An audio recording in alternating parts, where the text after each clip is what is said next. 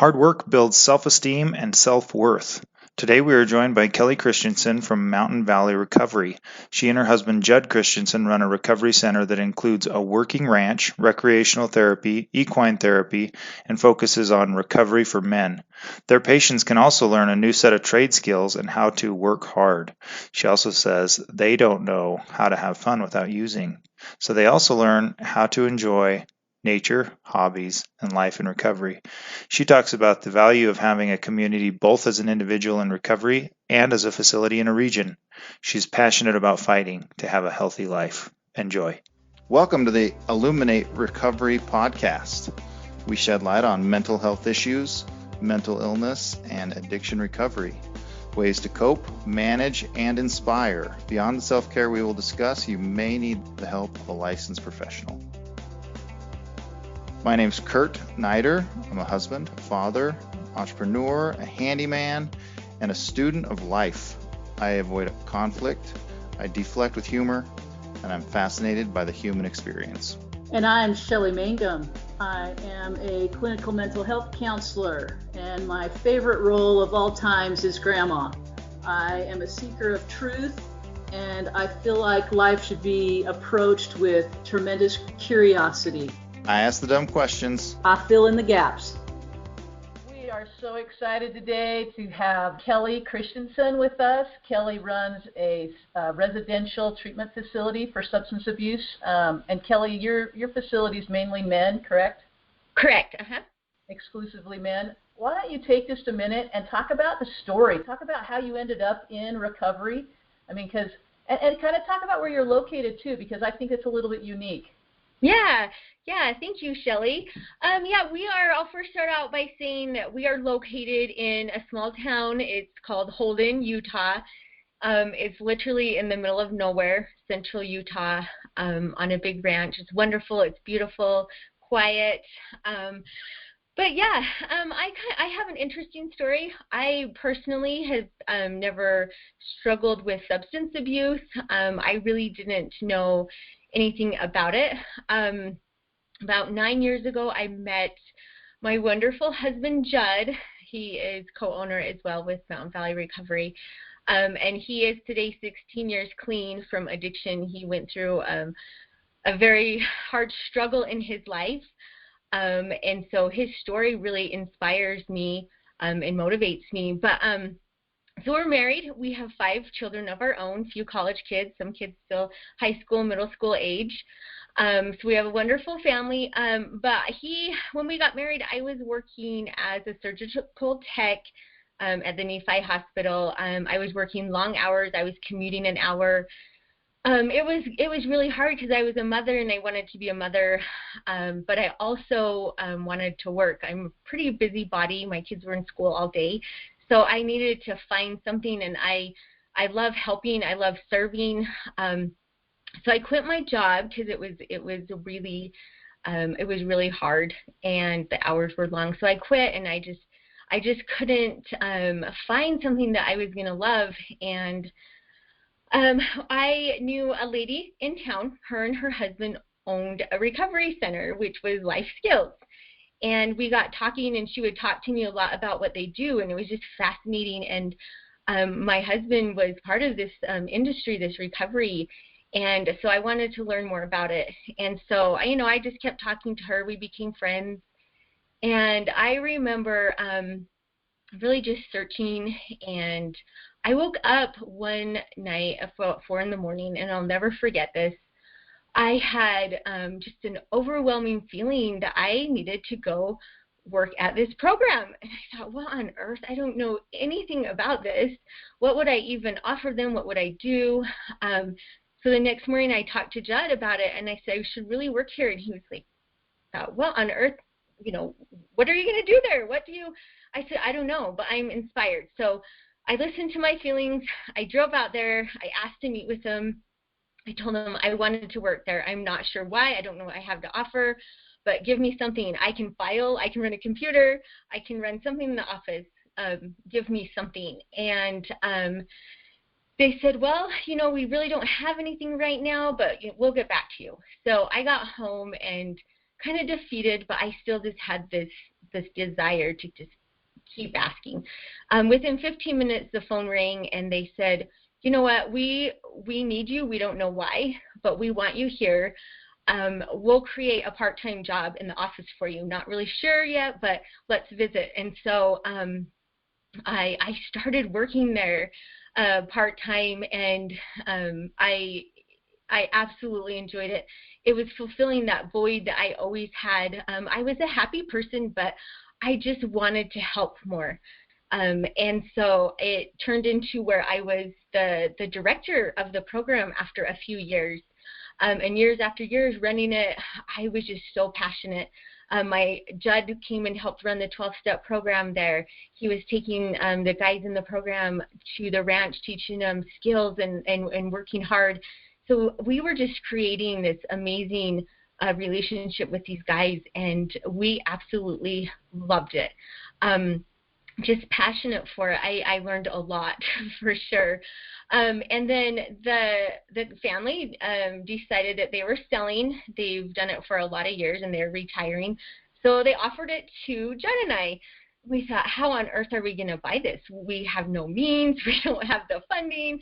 This, but we knew after a lot of prayer, we just knew that this is something that we had to do. We wanted to do. Our family wanted to do it. Our kids were involved. They loved it. And so we just went to town. It was really, really hard. There was a lot of obstacles that got in the way. There were times where I wanted to throw in the towel and say, we just can't do this. I mean, we had to buy a piece of property. We had to build a new home. We had to create all this. What we did have was a family ranch. And so we did have that aspect that we wanted to keep in our program. But when we had a lot of people backing us, a lot of people helping us, cheering us on, and so we did it. We were able to buy 80 acres. We built a new home. We're still building structures. We've incorporated a lot of the old program. We did change the name to Mountain Valley Recovery, and we also added a lot more. There was a lot of missing pieces that I feel like that we incorporated to just make it such a wonderful program. And so, yeah, a long story short, that's how I got here. And it's been great. It's been the best thing we've ever done. Wow. I love those kind of stories. They give you chills and goosebumps, or at least as I do, I can feel it going, you were kind of led to where you went and how that all came about. You had no idea where this was going to go. Absolutely. I had no idea. I didn't know the first thing about addiction. I heard my husband's story, and it was inspiring what he went through, and I wanted to be part of it. Oh, that's fantastic. So he had been sober quite a while before you met your husband. Yeah, he had been. Mm-hmm. Yep. Yeah. So have you seen, I mean, maybe this is a moot point, but have you seen that history and his recovery play a role in your marriage? Oh, absolutely. Yeah, he inspires me every day. He is our rock, and it's because of what he has went through. I mean, he had to climb out of the depths of hell. He had a child. He had to fight tooth and nail for his life, and he did it. And so he definitely inspires me and motivates me every single day. He's amazing. That's very cool. It sounds like we better have Judd be on our podcast too. It sounds like he's got a story he needs to tell. Oh, absolutely. I told him he should be doing this. So don't worry, I'll ask him. Perfect. All right, so you talked about some of the missing pieces that maybe weren't incorporated in the initial program, but that you wanted to incorporate in yours. Can you talk about a few of those missing pieces? Yeah, for sure. So it's a working ranch. We believe in hard work. That's what builds self-esteem. That's what builds self-worth, accomplishment. That's what these guys need in order to live a happy, successful, sober life. And so that aspect was there, the working hard, the structure, the everyday schedule, the grind, the accomplishment. But there was always a missing piece of, I know that we didn't have a full-time therapist out there, which I don't believe just sitting in a room talking about your problems is is going to help the problem either, but I feel like they need to get to the root of the problem so then they can move on. And so we brought in the most amazing therapist, Chet Ludlow. He's our clinical director. He's here a few days a week, and he does groups. He does individual therapy, family therapy. We brought in recreational therapy that there wasn't before. We feel like, they just don't know how to have fun not using, and so we have to create real life for them. So we've gone to Yellowstone for a week on a camping trip. We just went snowboarding and skiing at a ski resort, and Chet took him, our therapist. He gets a lot of one-on-one just out and about as well, not just sitting in a room. We go bowling, we go to motivational speakers, we go fishing, we go ice fishing. We just create real life, and so I feel like that was a missing piece. The therapy, the groups, the family therapy also, because those relationships are broken and you have to repair those. The recreational therapy, so the work opportunity at the last 3 months, they're able to get a job and be in society but still accountable to us, budgeting, helping them budget money. And so, yeah, those are some of the things that we brought in to just bring it all together. I feel like it's just such a great program now. It's taken a lot of work, but I feel like we have a great treatment team and a great program because of it. That's so amazing. And unlike, some programs will do the rec therapy and they'll do some of the other things, but I don't know that every program has a ranch, a full-on ranch where these guys can get out there and hands-on. And what kind of things do they engage in? What kind of activities on the ranch itself? Yeah, so we have turkeys, we have horses, we have cows, dogs, you name it. We have all the animals, and that in itself is just great therapy for the guys. The equine therapy that we do is amazing. It's getting them on a horse. They have to learn to trust the horse trusts them. It builds a relationship. We're out in the middle of nowhere in the mountains on cattle drives. They get to recover. The hustle and bustle of the city life is gone, and they get on these animals, and it just does wonders for them. And so it's pretty amazing what horses really do in recovery. That's fantastic. I know that I've been down to the new facility that you've built, this home that's fantastic, and it's in the middle of a field, so you've really had to start from square one. And I remember coming into the conference room and seeing the conference table. Tell me about the conference table. Oh, the conference table. So I had this big vision. I wanted this big, beautiful conference table. And my husband and our team said, that's a great project for our guys. Get them in the shop, because we have a shop and we do a lot of woodwork in there. Let's get them in there. Let's let them do that. And I thought, you know what, you're right. Let's have them do it. And so they did. We started from scratch, not really knowing how to build this huge conference table, and they did it. Our guys built this beautiful black wood conference table that we use, and it's in our home, and they are so proud of it. It's something that they started a project from start to finish. They accomplished something, and that in itself is such a self-esteem builder right there. But yeah, it's beautiful. It's beautiful. And it is. I'll attest. It's a beautiful conference table, and you have built a beautiful home there. And they take so much pride. Those guys will go out there and they place is it the stones? I forget what's around the driveway, but they went out and placed all this stuff, and they're raking out the driveway, and they take such pride in where they're living. Yeah, they really do. We don't really even like to call it a program. We like to call it our family ranch, and it's their home. We want them to take pride in it, and yeah, they have really enjoyed it. We're starting some landscaping because we didn't get it done before snowfall, so we're starting landscaping right now, and they're excited to do that. But they really do. They look at what they've done, and it's such an accomplishment. They take great pride in what they're doing.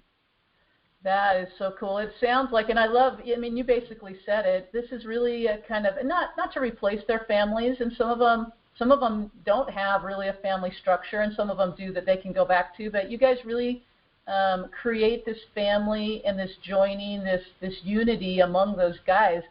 How do you see that affect their recovery? Oh, it's huge. And like you said, some of them really are here on their own. They don't have family. They don't have support, and we are all that they have. And then the ones that do have family, the relationship there is really broken and really rough, so we have to repair that. But for them, it's a sense of belonging. They know they are loved. They're a part of something bigger than they ever have been. They learn so much here. There's only 15 of them, and so we're able to individually meet their needs. But yeah, they just feel loved. They feel wanted. Our community is amazing. They love what we do. They saw my husband Judd since he was little, running and gunning this whole community, and they see what he's become and done. And so they're part of a huge community family too, and it's huge for their recovery because they build those healthy friendships. And a lot of them stay here, and the community supports them and loves them, and they know that they have a safe place, and they have a family to come to. Yes, we don't want to replace their family, but a lot of their parents say, keep them there. We love them. We'll come visit them. You be their family too. And so it works great. Wow, that's incredible. And you talked about the community being part of their recovery and part of that belonging.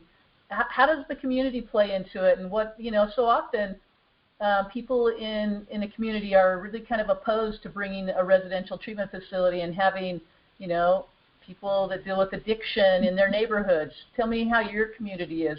Yeah, absolutely. And I still feel that there may be some still here in the community that feel that way, not, anyone that I really know of, but I'm sure there is, because that, if you don't really know about it, it definitely is a little scary.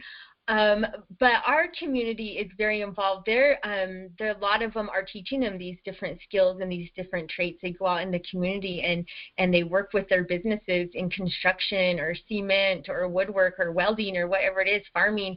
And our community is very highly involved in teaching them those. They also run a spiritual group on every Tuesday evening here in our community. We have a few couples that do that, and the community comes. Anyone's welcome, and they come and they support our guys. So we feel like spirituality is huge.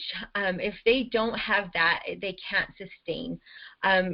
Whatever it is that they find, they have to find that spirituality part. And our community runs a Bible study for that, and so that's really amazing. They ask them to, we're having games at our house, can they come?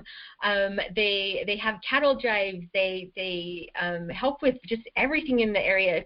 Community service, we do a lot of service because we believe, you lose yourself in service, and it works. And so anybody that needs service, we have little old ladies who call and ask, can your guys come help me move this or do that? And so the guys love it. They love to serve. And yeah, our community really is great. I feel like we're very special in that way. We're very unique. And like I said, I do feel like it's because Judd was born and raised here.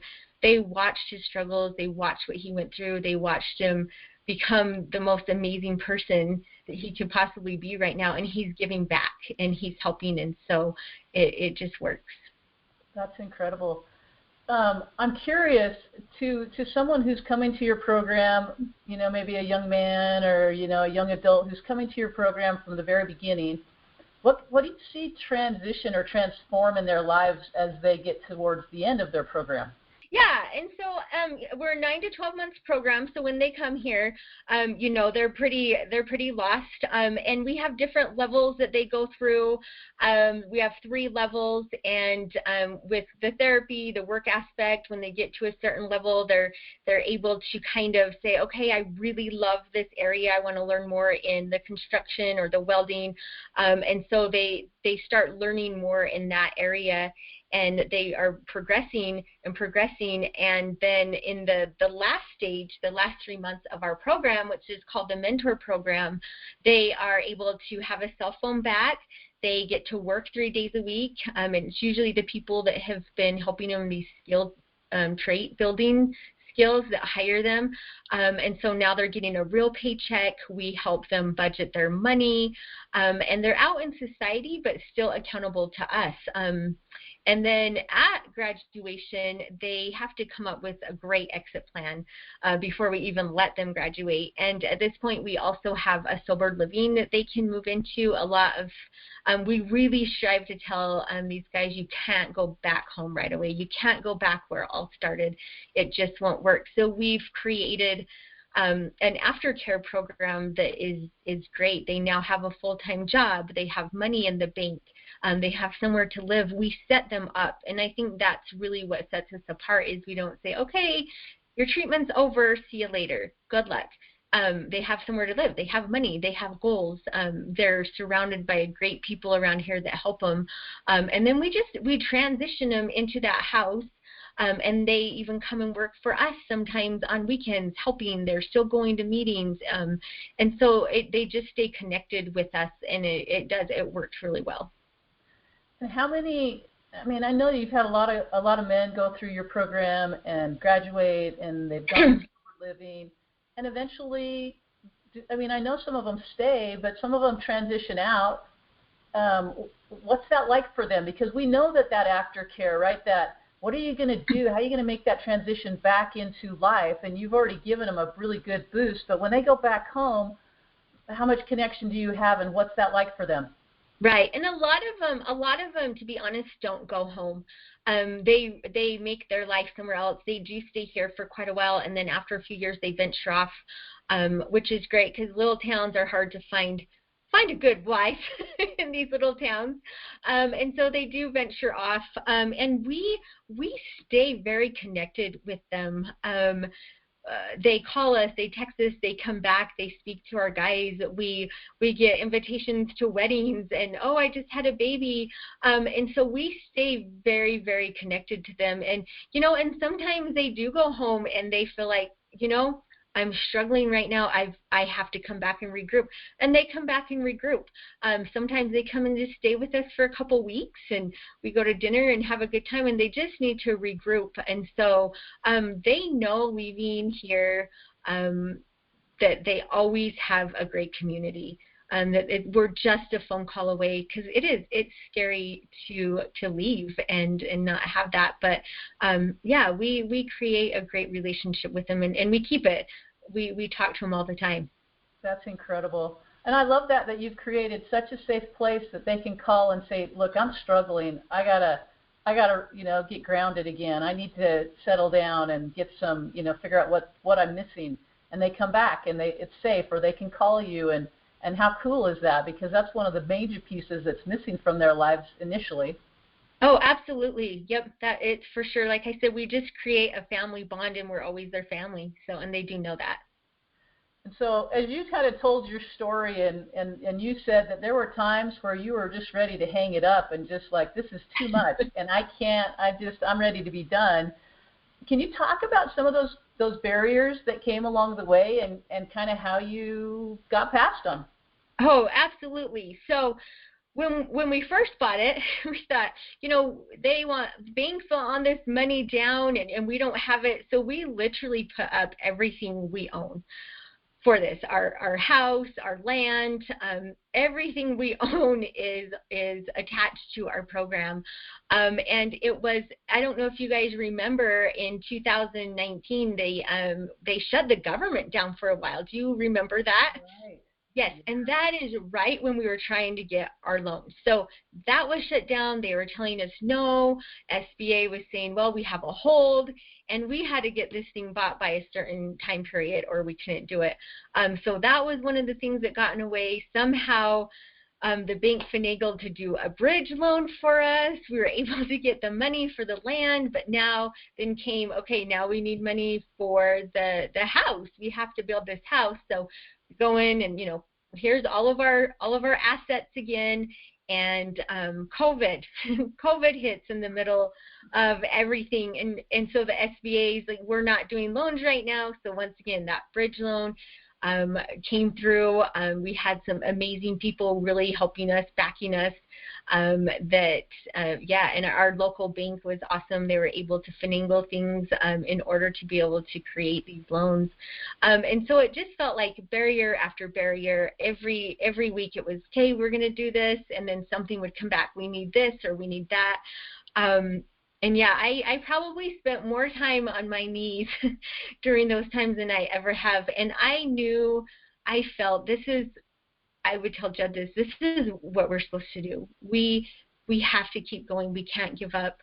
My husband's been through it, and I see what it has done for him and the other guys that I've worked with. And so I just knew we were supposed to do it. And those were a lot of barriers and humps that we had to get through. And yeah, we're still trying to create our big ranch here too. And like I said, we're doing it, and little by little, step by step. And I feel like it's the Lord's hands are in all we do, and we're able to do it. That's incredible. So I want to ask, and this may be a little bit personal. You can always say no if I ask something that's too close, but you are so passionate about this work, and you're so clear that you have to be doing the work. To me, either says that, and you didn't go through Judd's recovery, so it says that there's probably a history there in your own life and in your own family that probably brought you to a bigger picture, a bigger passion for this work. Is there a story there? Yeah, there is. I don't share very often. When I was little, my mom suffered from mental illness horrifically, and she still does. Every single day we have to help her through it. And growing up, we really had to struggle with that, and I had to rely on a lot of people in our community to help us. My sisters, we had no money. My mom was in and out of the hospital. We basically had to raise ourselves. And so I was very, very passionate for mental illness because it was a huge part of my life. And so I knew the mental illness was out there. I didn't know that the addiction was out there. And so it kind of goes hand to hand also. And so I really felt passionate to help with mental illness, but also a lot of things that people don't know about me. I was married before, and I had 3 children also by myself. And I was married before, and that was definitely my biggest failure in life was my ex-husband. I married him not knowing that he was an alcoholic. He was very abusive mentally, physically, emotionally, and it led me to the darkest place. I was in a black hole. I lost everything that I had about myself. I had no self-confidence. I've lost all my values, my beliefs. I didn't even know who I was. I didn't know how to climb out of this horrific place I was in. And I knew that I had to. My kids were really struggling. I put them through hell, basically. And I decided I'm going to go back to school. I'm going to go back to school. He hated everything about it, but I did it anyway. And I just remember sitting in one of my communications classes, and we were talking about abuse, and I could check mark on all of that. I was in an abusive relationship, and that was the fork in the road where I knew I had to change my life.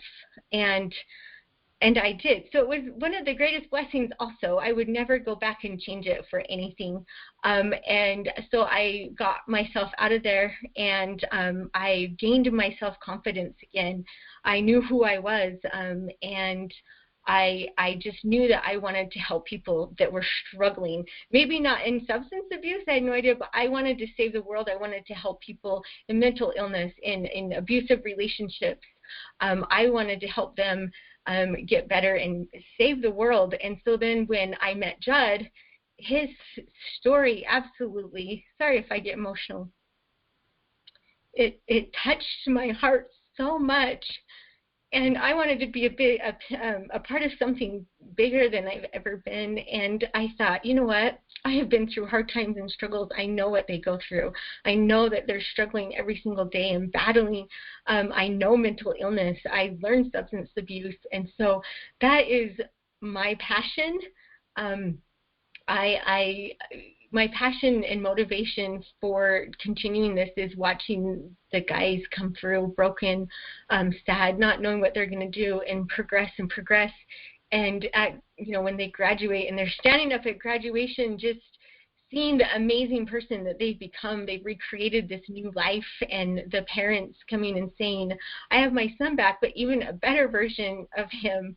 And just knowing that I saved even one life is worth it to me. So I'm very passionate about what I do. Whoa, I guess so. And that's huge. That's huge. And as I think about, your relationship with Judd, and, that story would not have necessarily been so endearing had you not been through everything that you had gone through, right? And fought your way back to your identity and who you were, and trying to take care of your kids and all of those pieces. And I suspect in some ways that knowing that Judd was able to, take his patterns and his illness and turn it around was also really healing for you too, to know that there's another side to that story. Yeah, absolutely. I feel like Judd and I are a great team. We are. He's my rock. I'm his rock. We've been through lots and lots of struggles in our life, and we've both fought out of them and climbed out of the depths of hell, and we are who we are because of them, and we love ourselves, and we like ourselves for that. And yeah, his story was inspiring, because you hear in the industry we're in addiction, you hear a lot of stories, failures.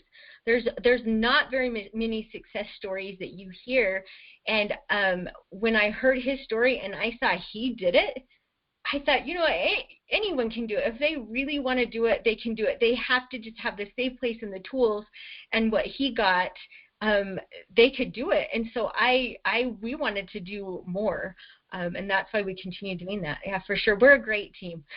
Oh, that's so fantastic. But you're both in it together, right? It's not that it's this smooth ride. It's this bumpy ride, and you guys are both trying to figure it out, but you're both in it together to figure it out, right? It's not one against the other. It's let's figure it out together. Oh, absolutely. That's in our when we come home at the end of the day, he has his part in the recovery. I have my part, and when we come at the end of the day, we talk through things. There's a lot to figure out. It's a bumpy road, and sometimes there's times where we don't agree on things, but we're able to talk it out and come up with good solutions, and because really the guys are what matters most, and so whatever's best for them is what we're going to do, and we navigate through a lot. Yeah, I can only imagine. We could talk for hours on all of the different challenges that you guys have had to come up against. I'm curious, as you've been through a ton, and you say, you don't really have the addiction story, but boy, you have a story, and it's a powerful and passionate story. Who are the people that you would give credit to for helping you through all of that, for mentoring you and being that support network for you? Oh, that's a great question, because I have a few of them, and like we've said before, we've talked about mentoring, and it doesn't need to be this big person with this big degree. A lot of times parents are mentors through our whole life, but I have a lot of mentors. Like I said, my mom struggled with mental illness. There's 5 girls in our family. We're all a year apart, and we had to stick together. My sisters are, sorry if I get emotional, are my rock. They're my mentors. We had to help each other. We had to be there for each other. We had to pick each other up. And still, through all my struggles, my sisters were always there, through thick and thin, through my hardest times. They helped me through my very, very hardest times get out of my dark holes that I was in. And they were also there for my victories, for my awesome times too. They're cheering me on, and they're happy when I'm happy. They're sad when I'm sad, bringing me up. So definitely, I would say my sisters, they have been there through thick and thin, but also my mother. She has taught me, even through her mental illness and her struggles, she's taught me to never give up, to keep going every single day, and she still teaches me that. And so she definitely has inspired me to be a strong woman and to keep going, to not give up. So those are my biggest mentors, yeah. Because that's, I don't know, we're still trying to come out of of a place where we really didn't understand mental illness, right? I mean, years ago we would put them in an institute so that we didn't have to see what was going on, and today we know that there's help for them. And the best help is the family, right? Is to create this space around them. And although it was probably the hardest things that you and your sisters did, you're still this connection with your mom. You still love her and care about her, and she's probably the person she is today because of you and your sisters. Oh, absolutely. Yeah, mental illness back then was hard. My mom was locked up in psych wards and all sorts of different treatments and medication, to where she actually has been addicted to prescriptions. We've had to help her through that as well, through suicide, through a lot of things at a very, very young age. And so, yeah, family, that's all we had. And we have such a tight relationship because of that. So, like I have said before, I would never trade it for the world. If I had to do it over again through those struggles, I would do it 100,000 times over, because of the things that we have learned, and we are so close because of it. Well, and it's the hardest thing. I heard you say you were in the depths of hell, like you were in the deepest, darkest place that you could ever imagine being, and you figured out, with the help of others, a way to crawl out of that. And that's the thing that brings the greatest passion and the strength in your life. And so it's not like you can say, I wish that never happened, because without that, you wouldn't be who you are today. Oh, exactly. I don't think I will ever say that. And Judd and I have these conversations all the time, and I have said, like, I would do it all over again. And yes, we met later on in life, but that's how it was supposed to be. I know for a fact I had to go through these struggles. He went through those struggles. We met, we came together, and now our passion is what we get to do every single day because of our struggles. That is just so cool. All right, I have maybe one more question. Who knows? My mind goes 100 miles an hour, but I would love for you to share, and maybe it's accumulation, right? It doesn't have to necessarily be one success story, but share, maybe if you can, a story of success that's come out of your program, and that you just, like, it's what makes the world go round because of these kinds of stories. Yeah, absolutely. That's a good question, because there are a lot of success stories that we have from our program, and all of them are unique, and all of them are different, and all of them are special. But the one that always stands out to me is his name is Tyler, and he actually works for us. He is 4 years clean. He went through the program, and he struggled and struggled. He graduated, I do believe he was 35 when he graduated, so he came through our program when he was older. He was in the depths of hell, also on the streets, homeless, eating out of dumpsters. Some of the stories he would tell me, I can't even believe that a person can go through that. He was broken. He was lost when his parents brought him here to us. And there were times when Judd and I thought, I don't know if this guy's going to make it. There is just no way that he's going to make it. What are we going to do? How can we help him? Like, we really, really worried about him. And his number one thing that he grasped onto was spirituality. I feel so strongly that is what saved his life, and it still saves his life. He grasped onto something bigger than what he was. He relied on a higher power to get him through his hard times throughout the program. There were times where he wanted to leave, where he didn't think he could do it, and that spirituality side that he grasped onto is what saved him. He graduated with flying colors. He stayed here in Holden because he knew he couldn't go back to where it all started. And he had a daughter through all of this. His daughter's mother is an addict as well, and she is still an addict. She's on the streets running somewhere. I'm not even sure, but he was able to get custody of his daughter. She is 11 years old, and he just got custody last year. He has found a beautiful wife, and he's married.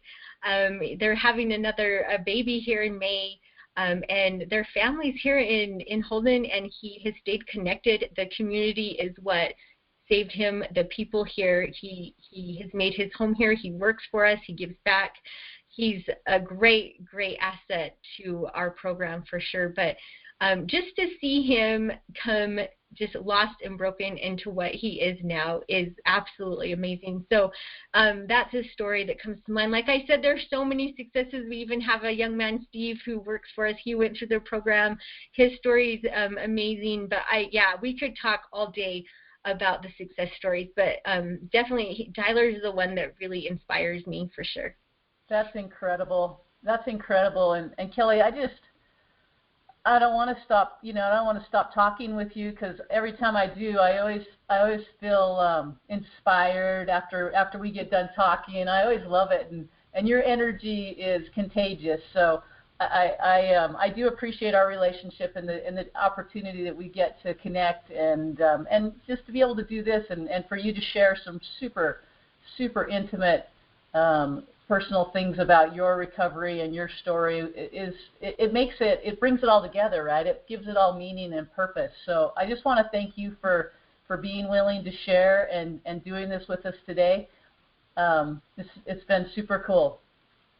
Well, thanks, Shelly, and I appreciate you. You have been here through day one with us trying to get this going, and you have helped us so much. I don't know what we would even do without you, and we love when you come and visit us, so I appreciate it. I know I'm due for another visit, so we might have to just make that happen. You are. Let's get you on a horse. I know. I got to do it. We got to come down and get on horses and go play. So we'll make some time to do that for sure. Yeah. Hey, before we end here, I'm wondering if you can tell people the best way to get a hold of you. If they want, to know more, or that they have questions about the program and things like that, how can they get a hold of you? What's the best way? Yeah, absolutely. So the best way is we have a website. I would love you all to check out our website. It's mountainvalleyrecovery.com, and it leads you to either my email or my phone number. So I'm always available. My number is 435-253-0656. I'm available for questions. That's what I do. I talk to parents all day long. I help get guides here, and so that's the very best way is to contact me. Fantastic. I suspect that there are going to be people that definitely hear your story and hear what you do and are going to want to know more. So I love that you're willing to share that and be available to them. Yeah, absolutely. Well, thank you so much. I can't tell you what a pleasure. This just made my whole day, so this was fun. So thank you, Kellie. We're going to catch up soon and, definitely have you on the show again. Perfect. Thanks for the opportunity. I really appreciate it.